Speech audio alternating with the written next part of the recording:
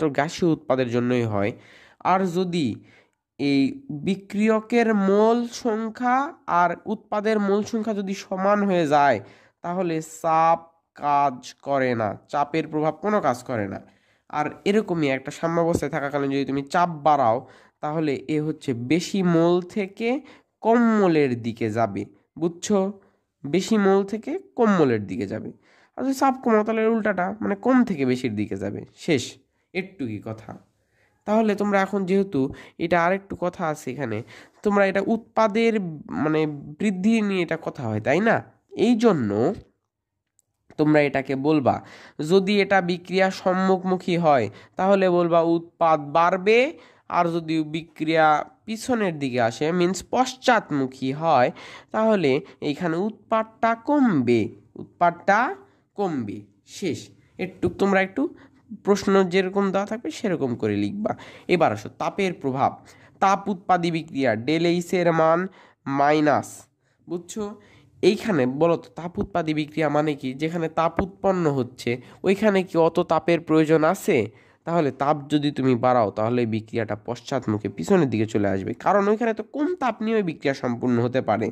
এই জন্য তাপ উৎপাদী বিক্রিয়া যদি সাম্যাবস্থায় তাপ দাও তাহলে ওই বিক্রিয়াটা পশ্চাৎমুখী হবে, আর যদি তাপটা কমায় দাও তাহলে বিক্রিয়াটা সম্মুখমুখী হবে, মিন্স উৎপাদ বাড়বে, আর এখানে হচ্ছে উৎপাদটা কমে যাবে। বুঝছো? আর তাপহারি কি?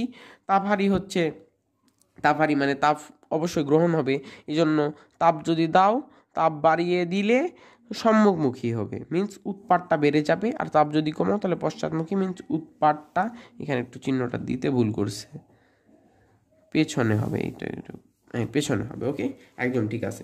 এবার আসো লাস্ট, অনেক সোজা, ঘনমাত্রা। ঘনমাত্রা যদি বাড়াও তাহলে সম্মুখমুখী হবে, মানে উৎপাদ বাড়বে, আর ঘনমাত্রাটা যদি কমাও তাহলে উৎপাদটা কমবে। এখন ঘনমাত্রা কি জিনিস ভাইয়া?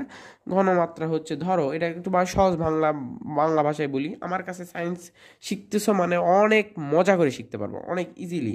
ঘনমাত্রা মানে ধরো তুমি একটা জায়গায় 2 গ্রাম ক্যালসিয়াম কার্বনেট রাখছো, তাহলে ওইখানে যদি তুমি 10 গ্রাম রাখো, তাহলে কি বলো তো, মানে উৎপাদ কি বেশি উৎপন্ন হবে কি না বলো?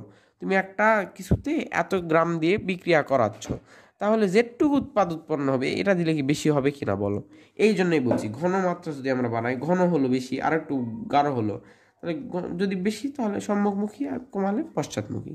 তো আলহামদুলিল্লাহ, সবাই ভালো থাকো, সুস্থ থাকো, এবং এ ধরনের ভিডিও পেলে অবশ্যই সবাই সাবস্ক্রাইব করে দাও, আর আমার পাশে থাকো সব সময়। আসসালামু আলাইকুম রহমতুল্লাহ।